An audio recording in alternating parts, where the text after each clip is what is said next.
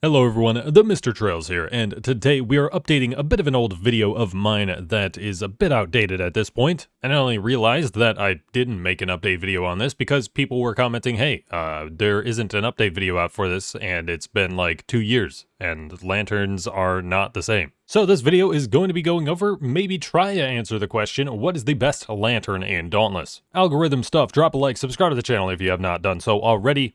But before we get into it, we have an update from the TheMrTrails.store. We have several new designs, both from Cry and Koi. We also have the previous designs and a couple of the new designs on some posters now, which will be much cheaper for you guys to grab than what was in the store previously. But stop on by the TheMrTrails.store. Not all of these items are going to permanently be in the store. As we get more designs, we are going to cycle them out. So stop on by the TheMrTrails.store today. So let's begin, and we can break up the lanterns into having a couple of specific use cases. There's a case where we're looking for maybe strictly DPS, and then there's the case where we're looking for utility that the lanterns provide. In terms of strictly DPS lanterns, it is either going to be the Embermane Lantern or the Shrike Lantern. The Embermane Lantern will be more consistent and work better against shorter behemoths, whereas the Shrike Lantern can be the best lantern in the game when it comes to longer behemoths. You can see from a number standpoint, you need the Shrike Lantern to hit 9 times, where it will be better than the Embermane Lantern. Slightly behind those in DPS, but a relevant one when choosing for DPS is the Broadside Lantern. But the Broadsides Lantern's main use is for the lantern hold to be able to interrupt behemoths, mainly for the repeater. So while this is a kind of solid DPS option, it is used more for the utility. And finally, if we're looking at maximizing just straight DPS output from the lantern, we can look at the Shrike Lantern as well. But it is a little tricky to compare here, seeing as it doesn't actually do damage, but it makes your damage happen faster from your weapons. But where the Shrike Lantern's main use comes in is by having one of these in a squad, you can pretty cheaply give everybody 15% attack speed. And that's basically it if we were looking at things in terms of pure DPS. We would have the Embermane Lantern most of the time, the Shrike Lantern against the really long behemoths, and then the Shrike Lantern for one person of a squad. However, the lantern you use is pretty much never determined by exactly how much DPS it's going to do, but it's going to be determined by its utility uses. And those utility uses can come in the form of the elemental effects, or it can be a specific effect of the lantern. We've already talked about the Broadsides Lantern, that it can interrupt behemoths, and this is good for repeaters specifically because they don't have many interrupt methods at their disposal. Where the Shrike and Embermane Lanterns do have solid DPS, they kind of lack in the utility department. The Shrike Lantern does do shock damage, so you can get shock elemental procs a little bit easier because of it, but because of how they have calculated the elemental values here, the shock elemental proc is almost impossible to get from just using the Shrike Lantern. The Embermane Lantern can get the Blaze elemental proc by itself, but the Blaze elemental proc is perhaps the least useful. It just sets the behemoth on fire and does a little bit of extra damage to them, which means you might crown the Embermane Lantern the king of maxed out DPS, but you do kind of need the behemoth to sit in a very specific spot the entire fight for this to be the most useful, especially because of that 4-second explosion timer. But then we have the Skarn Lantern, the Pangar Lantern, and the Koshai Lantern, perhaps the 3 most used lanterns. And to make the point that the damage the lantern deals doesn't really matter that much, the Koshai Lantern deals the least damage out of any of the lanterns, but still sees heavy use. And that's because of its absurd 15%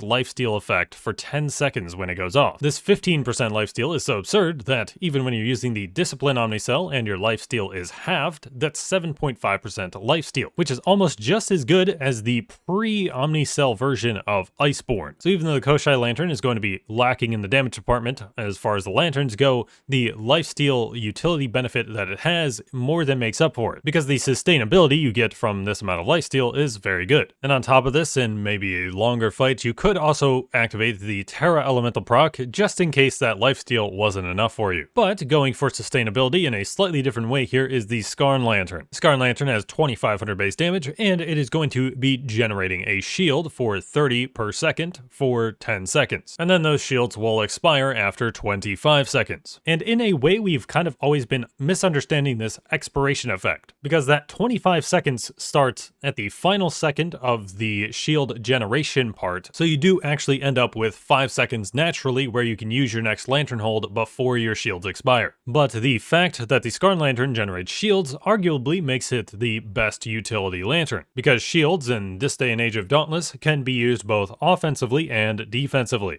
Defensively, obviously, you aren't going to lose any of your actual HP when you take damage, when you have enough shield, but offensively, thanks to the cell Galvanized, the more shield you have, the more crit chance you have. And Dauntless has seen quite a bit more crit focus within the past year or so. But you can also use shields offensively for a Bastion Slam, but part of the main use of this lantern defensively is when you're using the Revenant Omni Cell, you are going to have like 100 actual HP, so having a shield on top of that is going to be a lot more desirable. Out of all of the lanterns, I would say the Skarn Lantern is probably the most used at this point because of both Galvanized and Revenant reasons. And then we have the previous holder of the most used lantern title, the Pangar Lantern. The Pangar Lantern effect is basically the same as it used to be, but now it's one of the lowest on the damage front. However, this wins a ton of points in the utility section because of the Frost Elemental proc, which will slow down behemoths, which extends the amount of time that they are sitting on the ground for, which in turn actually leads you to dealing more damage from overpower. And because of this utility of being able to extend how long behemoths are on the ground for, this is still very widely used. And I believe this is still the most used lantern in Dauntless Trials. Part of why the Pangar Lantern is still so useful is just how easily it can achieve the Frost Elemental proc. Even in a fight that only lasts a minute or so, with the Aether Drive Tonic, you can actually probably get multiple Frost procs out of that. But because of the utility of being able to extend the amount of time behemoths on the ground for, plus the added benefit that gives when you are running the Overpower cell, makes the Pangar Lantern one of the most used lanterns, especially when it comes to Dauntless Trials. So if I had a gun to my head and I had to name the best lantern in Dauntless, I would probably say it's the Skarn Lantern in terms of just overall usefulness. But in any specific scenario, the exact lantern you're going to want to run is going to be depending on whatever else you are running in your build. Like if you're running the Discipline Omni Cell, it might make more sense for you to run the Koshai Lantern so you can actually heal back your HP rather than running the Skarn Lantern. When you're running the Revenant Omni Cell or the Bastion Omni Cell, then the Skarn Lantern is going to take the cake, as well as maybe if you want some more crit chance from the Galvanized Cell if you are running that. If you're going for a Dauntless Trial run, then on a lot of those, Pangar Lantern is going to be the answer here. If you're trying to completely maximize your DPS, then you might go with the Embermane Lantern or Drask Lantern. And if you're running repeaters and you just want an extra interrupt method that will happen somewhat frequently, then you have the Broadsides Lantern. And if you want to be that one guy on the squad, then you can run the Shrike Lantern and give everybody 15% attack speed. So, as you can kind of tell, the Omnicell and Lantern update definitely did a great job at balancing out what of the lanterns you might want to run in any given scenario. Before Omni Cells were a thing, the Pangar Lantern was far and away the best lantern choice. However, after that update happened, then we did end up seeing the usefulness of the Koshai Lantern for when the Discipline Omni Cell is being used, and while it took until the Revenant Omni Cell came out for the Skarn Lantern to actually see a little bit more use, that's made up for by the fact that it's now the most used lantern, having both offensive purposes and defensive purposes. I would say probably the least appealing lantern to use currently is the Broadsides Lantern, simply because its main use is for that interrupt utility, which only repeaters get to really make use of, seeing as every other weapon already has an interrupt method that should be pretty safe to use. But that's basically going to do it for a breakdown of the lanterns. If I had to rank them personally, I would probably go with Skarn Lantern at number 1, the Pangar Lantern at number 2, the Shrike Lantern at number 3, the Koshai Lantern at number 4,